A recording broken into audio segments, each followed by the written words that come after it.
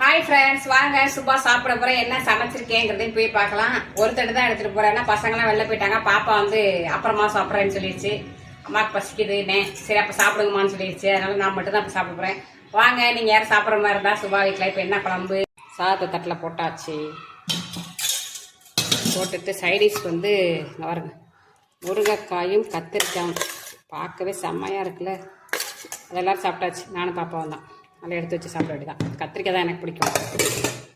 கத்திரிக்காய் அதுக்கு வந்து கீரை பச்சை கலர் மாறாமல் பாருங்கள், ஃப்ரெஷ்ஷாக இருக்கு பாருங்கள் கீரை. அதுக்கு வந்து லாஸ்ட்டில் தான் உப்பு போடணும் எப்போவுமே, சரியா? இது வந்து ரசம் வந்து அடுத்த ரவுண்டு ஊற்றிக்கலாம். தயிர் ஃப்ரிட்ஜில் இருக்குது, என்ன எடுக்கலை. இங்கே பாருங்கள், நேற்று வச்ச காரக்குழம்பு அப்படியே பாருங்கள், வச்சு விட்ற அளவுக்கு இருக்குது. பா வேறு லெவல் சுபா.